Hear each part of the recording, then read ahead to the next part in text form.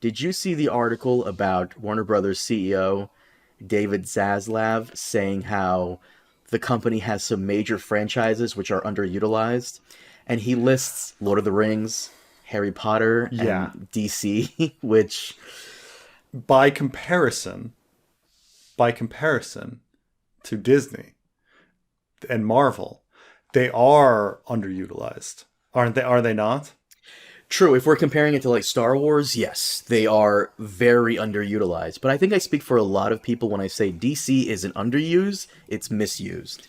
110% Well, I mean, misused. DC properties are weird because there actually are a lot of DC series going on that appear on HBO and the CW and stuff like that. So there is a lot of DC, and there's a lot of DC cartoons and all sorts of that. So I don't agree. Like I don't, you know, there's not that many DC movies, even though it always seems like there's a DC movie. Like there's not that many. The Flash came out, and before the Flash, what did we have? We had Oh, no, no, no, no, no, no. um, My brother in Christ, you're talking about movies. No, I'm talking about DC in general because there's like at yeah. least two DC movies every year and then like 70 shows on CW. Yeah, they have so many So, DC shows. So okay, saying DC is underutilized is ridiculous. There's now they do see they I guess they do.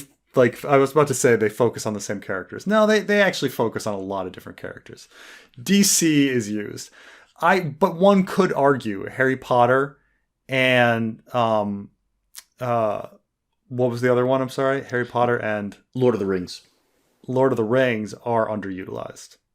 Like if you compare them to other um other properties, like how AMC milks Walking Dead, or Hmm. how Disney milks Star Wars, or how Disney, trying to think of something else that gets milked as much as these that have like entire extended universes.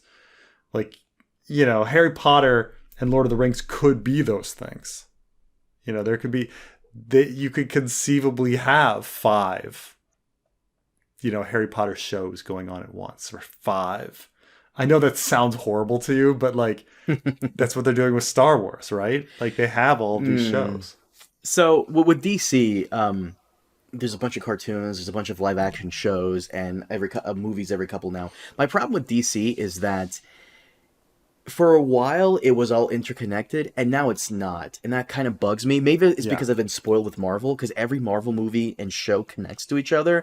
DC, it almost seems like a flip of a coin sometimes whether or not it connects, because you have Joker, which I enjoyed with Walking Phoenix, doesn't connect to anything. Realistically it should connect Yeah. to the Batman with Robert Pattinson, but it doesn't. Mm-hmm. Those two are its own like universe, which suck because they were so It good. is, isn't it funny that the DC comics and the DC and Marvel comics share that same analogous relationship as the DC universe for movie universe and the Marvel movie universe, because the DC comics also have this problem, while Marvel over the course of man, it's been so long now. I guess it's approaching what, like 70 years, 80 years of like Marvel stories are pretty consistent, all things considered. Like they loved their canon and loved their consistency. Um, they started once they started inventing other universes in Marvel, maybe it got messier. But it was amazing to me that growing up and reading Marvel comics, that you could be reading something and they'd be like, this is a reference to Fantastic Four like 62, and I'd be like, how am I going to get Fantastic Four 62? That came out 30 years ago, 40 years ago. Like, Marvel had that level of consistency, while DC did not. You had a Superboy comic running at the same time as a Superman comic, and running at the same time as like a Justice League comic that was like running at the same time with as like Superman and Friends like Kitty comic, and you didn't know what universes they all took place in, and then so they did Crisis on Infinite Earth in order to like try to streamline and make sense of it all, and then that didn't work, and they had to keep doing it over and over again. They had to keep um, whether it be Flashpoint or Zero Hour or whatever, like redoing the timeline to try to make everything fit. You know, it's and so it's like the same thing, right? Like the Marvel universe for movies is still like one story. And DC is just a bunch of jumbled stuff. I will say I appreciate Yeah. the Flash trying to interconnect it all together, and it's a shame too because Flash was meh. Some of the Batman v Yeah, Superman stuff. we never talked about Flash. We never talked. I mean, we could briefly talk about Flash. I didn't think it was that bad, but a lot has to do with expectations, right? Like Yeah, it wasn't like we heard it was so bad, and then and then you see it and it's not so bad. I mean, the CGI was horrible, but the story was fine. The pacing was fine. There was definitely some emotional moments. I liked it. You know, it was a little. You know, it was fine. But yeah, the CGI was pretty bad. we've gone through way too many reboots with DC. You know, for a minute there we had the Dark Knight, and then the whole. No, it was first Superman, and then Batman, and then that slew of movies, and then another Batman slew of movies, and then they tried to do what Marvel did with like Superman, Man of Steel, and then that fell through, and now there's another reboot with James Gunn, so hopefully everything will be coherent.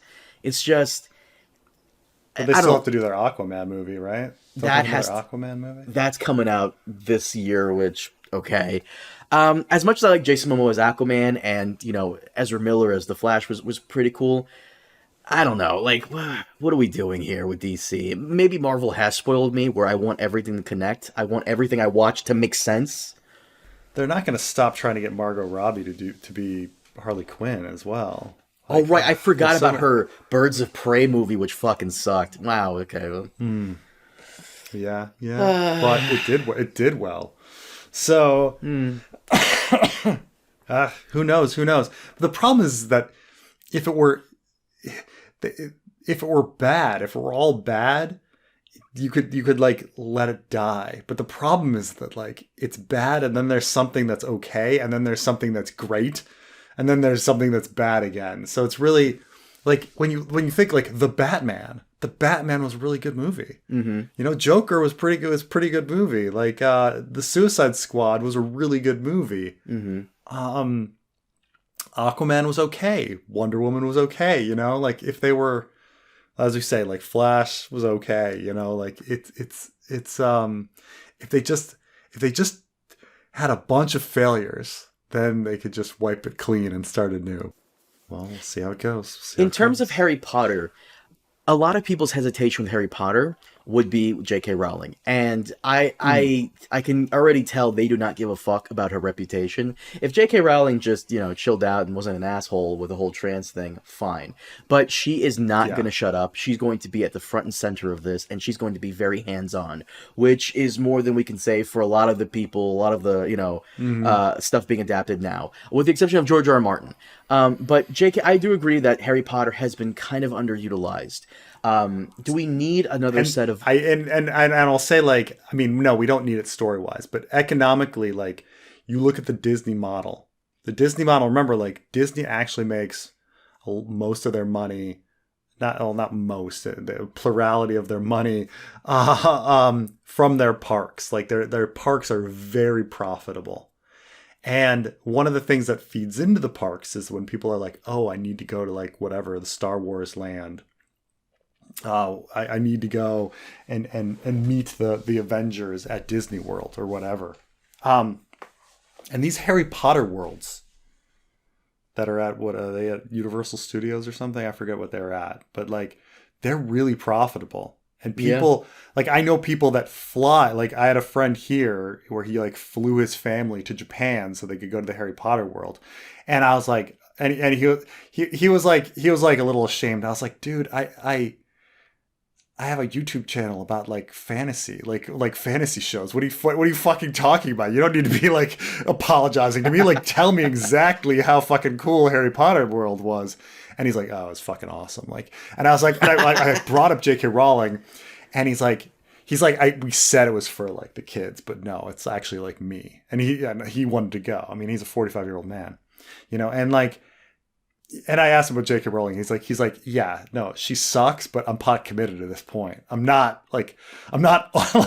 I'm not abandoning Harry Potter at this point. Okay, she can do anything, and I'm still with Harry Potter. Like, just like, come on. And he began to tell like really like these stories about. He's like, I remember when I was in college and the book came out, and my friend of mine, like, we both bought it and we had to do a road trip, and we like, the two of us, one would drive and the other would read aloud, and then we'd switch, and we were like, and the trip just went by because we were so engrossed. And like, when you hear those stories about that, like, just being like them enjoying the material and having such great memories related to it, yeah, you're not there. It's not going away. It's not going away. It's not. Everybody has this with Star Wars too, right? Like, I mean, you can think about like Spider-Man for me. Like, I'll never, ever, ever not love Spider-Man. Like, on a very fundamental level. Like, I love Spider-Man. I don't talk about it very much, but I love Spider-Man. I love it. And because, when I was like 4 years old, 5 years old, 6 years old, everything I owned was Spider-Man. And I read Spider-Man comic like all through my youth up until I kind of switched to X-Men like around like 14, like 13 or 14, 12, 13, 14. But like, I loved Spider-Man. And I'm like, so Spider-Man's like, I'm never going to not go see a Spider-Man movie. That's ridiculous. It's like, and so many people are like that with Harry Potter. So yes, there will be another Harry Potter show. There'll be another Harry Potter, like, whether it be a reboot or like in the same universe, and it'll keep going. To touch on the People J.K. fucking Rowling love it. thing, because of what your friend said, this idea that we should boycott J.K. Rowling, like, I get that. It's not that I don't think you should. It's just that if you're trying to tell people not to consume Harry Potter stuff because you want to hurt her bottom dollar, yeah, she's already made so much money that the next 5 generations of her family are set for life. So, Yeah. and I hate to break it to you. I'll give you an example. My roommate is a huge Harry Potter fan. You're telling my roommate that she can't come home and consume Harry Potter, which she fucking loves, after working a hard day at her job from 9 to 5, just because if she doesn't, she's going to be like, transphobic, or that's ridiculous. It's like I was telling you about. I know that you've never had Chick-fil-A. I have. But like, some people like, oh, okay. Some people like really, really love Chick-fil-A. And like, you can tell them that like Chick-fil-A is this horrible company, and they'll be like, yeah, but they make a really good chicken sandwich. Like, you could doesn't matter to me. Right? And that's Harry Potter. And what's funny about Harry Potter is, I mean, so I began like looking over like Harry Potter, like J.K. Rowling's writing and Harry Potter. She's not a great writer, but it doesn't matter because like I asked my wife about it. I was like, she's not a good writer, and she's like, yeah, no one claims that she's a good writer. She's a good storyteller, and and everybody loves the stories. True. Like, Brandon Sanderson's not a good writer, but people love his stories, and you're like, okay, he's an okay writer. I would say he's a great writer, but he's an okay writer. But people love his stories, so it doesn't matter. And you're like, okay, fair enough. The one thing I will say about HBO redoing the Harry Potter franchise, because that's what they want to do. They want to do all 7 books again, but as a television show. Okay, fine. My one wish would be, I kind of wished what they did was what Star Wars is doing, is instead of retelling the original trilogy, they would just focus on stories elsewhere in the Harry Potter Wizarding World universe. However, they tried doing that, and according to you, the movies weren't that great. The Newt Scamander movies, Fantastic Beasts. The Newt Scamander movies are not great. I think they failed for a few reasons, but primarily one, like, the setting of the school is fun. Okay, Yeah. It's little kids doing magic. Okay, that's a fun setting. So when you're like, okay, you had fun at school with a bunch of kids learning about magic. What about government bureaucracy? That's like your setting. And you're like, To be fair, we could very well get a show focusing on the other schools in the world, because there's a school in there's a school in that would South be fun. America.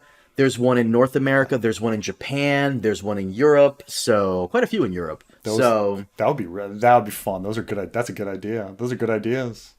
Good ideas. But you know, like, and I liked Newt Scamander as a character, and I liked the Fantastic Beasts. But you watch those movies, and it's amazing how little the Fantastic Beasts have to do with anything, and how much it has to do with really freaking boring characters talking about wizard bureaucracy and getting into odd lore about which grandparents of some Harry Potter character banged some other grandparent of what? some other Harry Potter character. It's just, That's a plot point? it's so much of them. So much of the movies are these random things about family lineages that have nothing to do with the story, that are just like, as someone who like didn't even see all the Harry Potter movies. Weirdly, I've seen the three Fantastic Beasts movies, and I've only seen 3 of the Harry Potter movies. But yeah, they're talking about family lineages and shit and secrets and stuff, I'm like, I don't know who these people are, and it has nothing to do with the Fantastic Beasts plot, so I don't even know what they're doing. It was just really poor. It's I don't know, like, I imagine for super fans that are like crazy about the lore, that these like some interconnected lore is a fascinating concept, but it's just not, like, it's such a random thing. You know, I think it's the equivalent of, I mean, bringing in Ice and Fire. Like, imagine if somebody were like, oh, you know, in Ice and Fire, Rickard Stark was actually like, had a secret bastard with, you know, a Hightower. And you'd be like, okay, what does that have to do with anything? Nothing. then what, huh? Like, it's baffling. Like, the Fantastic Beasts movies are baffling in that sense. They're just, but they're also just bad stories. They're really bad stories. They're not fun. They're not fun. They're bad stories, and like, yeah, they just.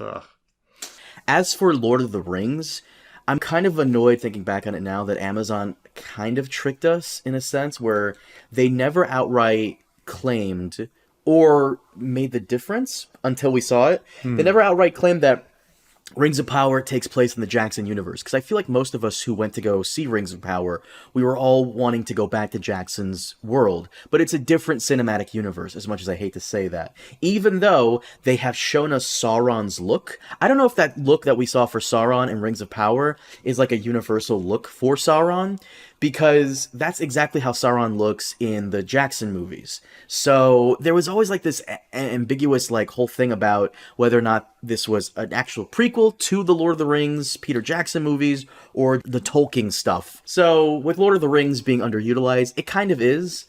But at the same time, we're seeing more of it, because we're going to see another thing from Amazon, The War of the Rohirrim, next year.